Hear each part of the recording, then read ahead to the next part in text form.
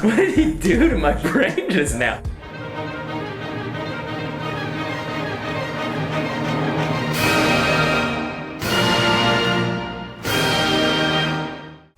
Okay, so you know who you're reacting to. It's... Rapmaster or RM or Kim Namjoon, but his name is not Rapmaster anymore. He changed it to RM.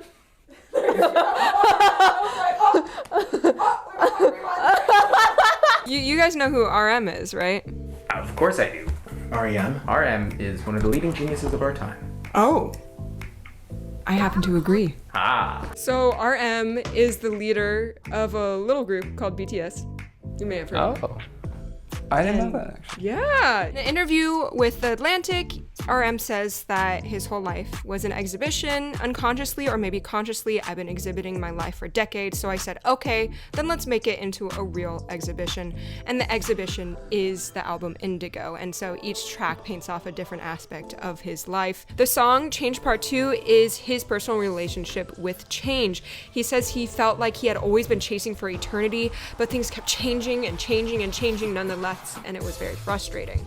The reason why this song is called Change Part 2 is because he had previously released a song titled Change that had lyrics dealing with racism, education, mental health, and more. But in an interview, RM explained that this song isn't necessarily a direct sequel to it, and it more focuses on his personal experiences with change. The song is composed by RM, of course, and the producer Eun. Have you ever wanted to learn more about the history of K-pop but don't know where or how to start? I have a podcast recommendation for you. Written and hosted by Korean-American writer Vivian Yoon, K-Pop Dreaming is a limited podcast series that explores both the history of K-pop and Yoon's own relationship to K-pop as a second-generation Korean immigrant growing up in LA in the 90s. Listening to this podcast, I learned so much about K-pop that I didn't know before, like how a group of Korean-American kids from LA were the first to bring R&B to Korea, or how a club in Itaewon for Black American soldiers became a hotspot for hip-hop culture in Seoul. The episode about the club, Moon Knight, is one of my favorites. It really speaks to the power music has to connect people, and not going to lie, I had tears in my eyes by the end of the episode. Beyond just the history of K-pop, the podcast also tries to understand the unique characteristics of the music itself, featuring interviews with New Jeans' producer 250, and the producers of Red Velvet Psycho, EJ and Drewski. I really enjoyed listening to this podcast, and if you're interested in the history of this genre we all know and love, I'm sure you will too. K-Pop Dreaming is available on all podcast platforms, and if you visit their website right now, you can enter in a giveaway for over $1,000 worth of K-pop albums, from both classic first-generation artists to today's most popular groups. But you need to hurry because the last day to enter this giveaway is April 20th. And now, let's get this reaction started. 3, 2, 1, dynamite. Things change, people change, everything change. I wasn't expecting that. What the fuck is this? I was not expecting that. No, not from this cover. I was expecting acoustic guitar. Feels like it's right in my ear. Whispering. Oh my god. That was so unexpected. Slowly building, slowly building.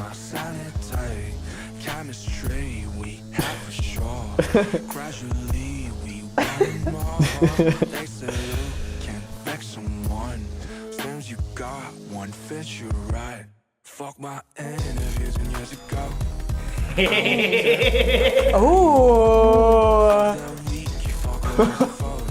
Oh yes, dude, the chromatic descent. Oh.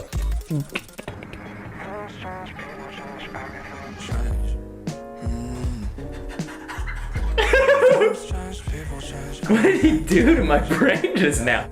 Oh. Oh my god. Wow. Okay, yeah, this is what I expected. Wow. The piano's so good. That changed everything for me about this song. You gotta admit it. Don't you get it still? Oh, thanks, bit crushed. I like the sloppy piano. Whoa. There's something like spooky about this. I think because like it feels like the notes are There's a lot of so, dissonances. It's so. It's crunchy. That's it. That's it. Yeah, this is like a piece of art, like a painting. Whoa. That was Wow. really, that's so interesting. That was really wild. Wow, what a plot twist. What a plot twist. Things really changed. I can't even, I did like, I'm changed. I'm a fan. Yeah, I'm a big fan. I loved the beat. I was a big fan. That usually is, I feel like I talk about that a lot. You guys kind of just have like an internal vibe that just like feels like, yeah. And I liked that even though the texture changed and it was like a big shift, it still felt like it still had that like underlying beat.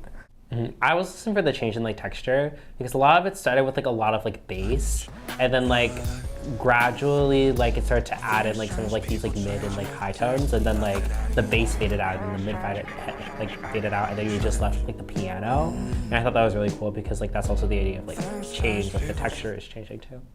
Yeah. I also think it was interesting how much variety he had because it was really short. Why do you think there was so much variety? Because of that one part with the beep beep boops, do you know what I'm talking about? Yeah. Where it sounded like computer music. Yes. I was not expecting Stockhausen. that, yeah. Well, why? I Why weren't you expecting it? Because I feel like you don't hear a lot of that stuff. Yeah, but what is this song in called? pop music. Change Part 2. What is it about? Changing. What was the song orally doing? Changing. Why'd you take my job, Jason? I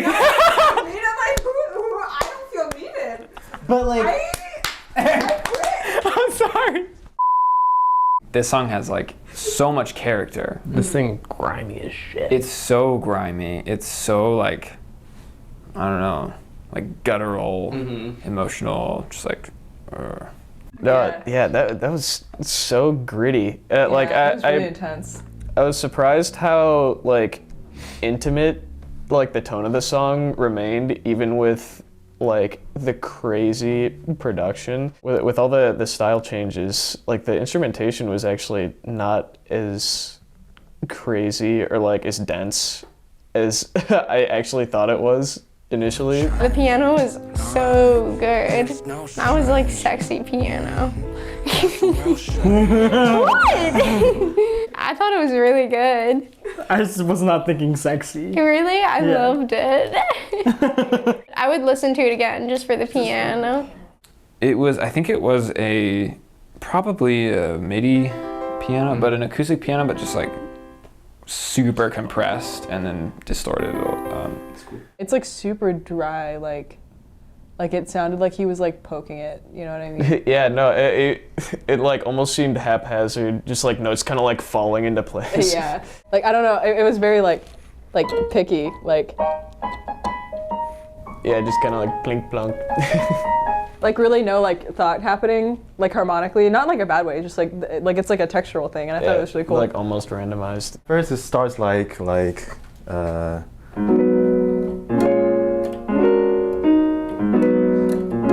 which is like normal progression, but it starts to go like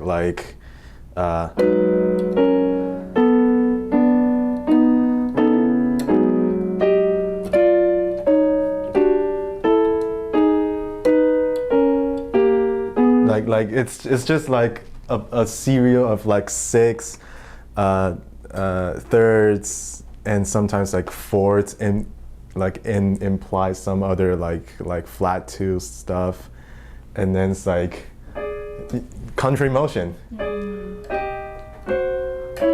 like that stuff, and it gives a lot of dissonance, but it's like it all makes sense because it's all from like classical or jazz. Yeah, the harmony was like really weird too. It was like pretty out.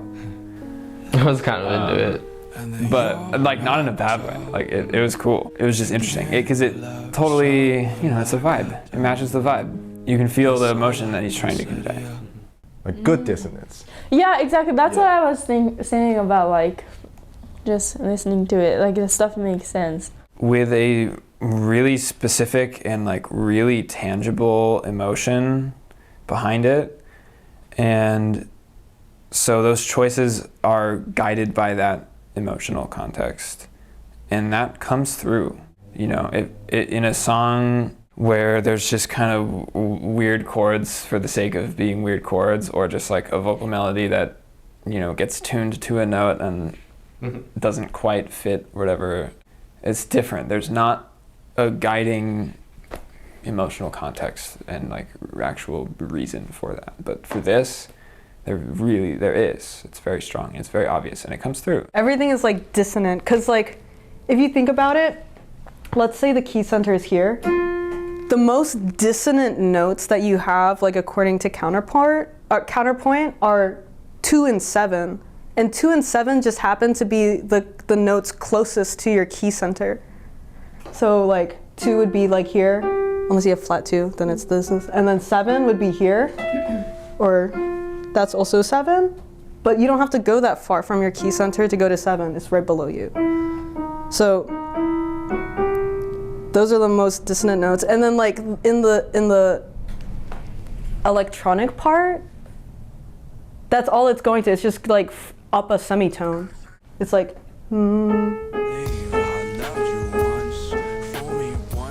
But it starts with like some sort of resemblance of a harmonic pattern at the beginning, and then it just gets more dissonant and dissonant and dissonant until it goes to the piano part.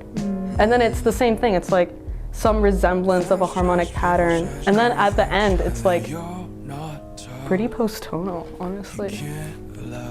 What kind of emotions did you get from the different sections? I think the first one kind of felt very like metal, like angry, a little. Frustrated. Like sad, yeah, sad and frustrated.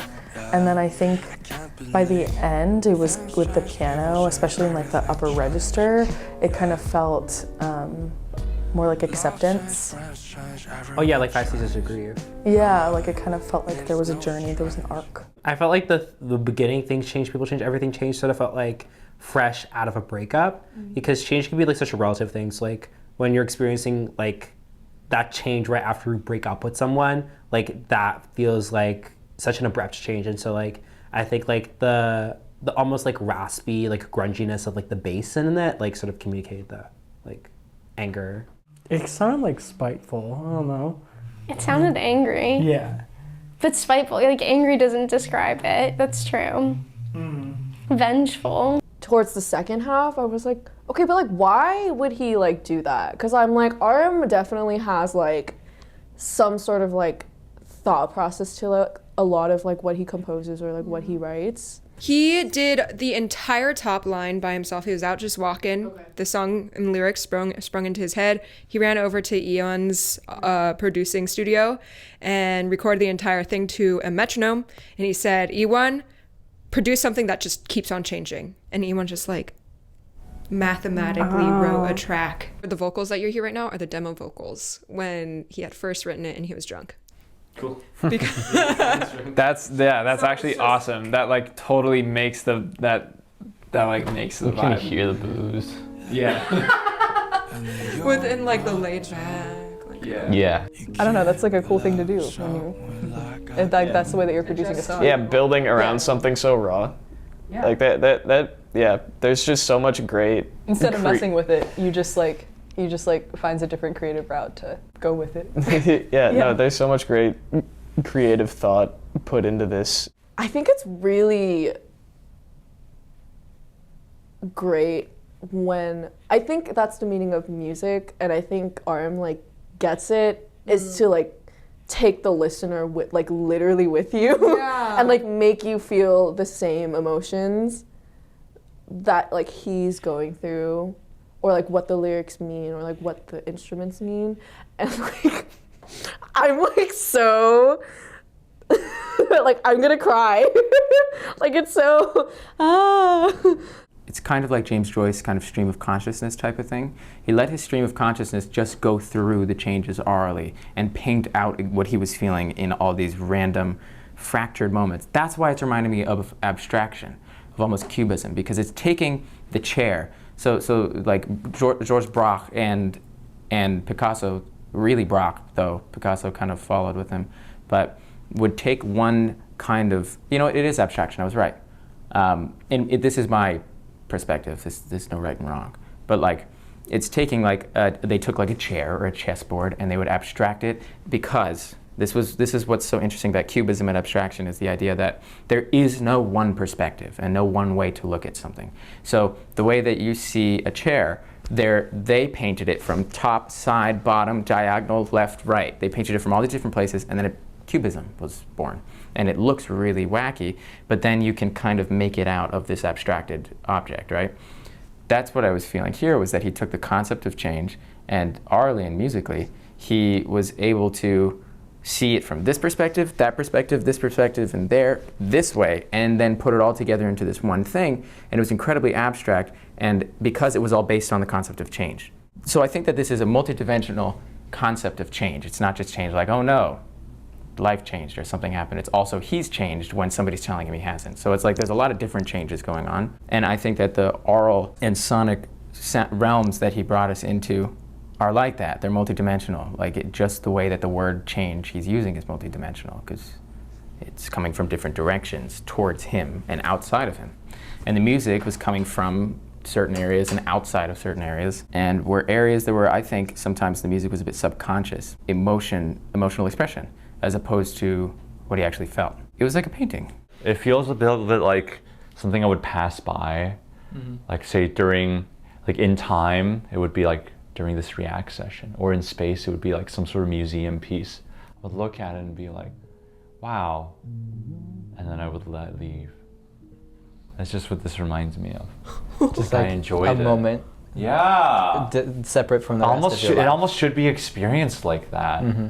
I think that this doesn't sit for me as a song to where when you think of a song, you want to listen to it again. This kind of sits as a song like Stockhausen, actually, like Boulez, like certain modern, which those guys are also kind of the cubists and abstract formists with like music, where it's like it is its own kind of stationary thing and it doesn't need to be done again. It's just, it meant something and it had a message and it kind of closed in its little capsule.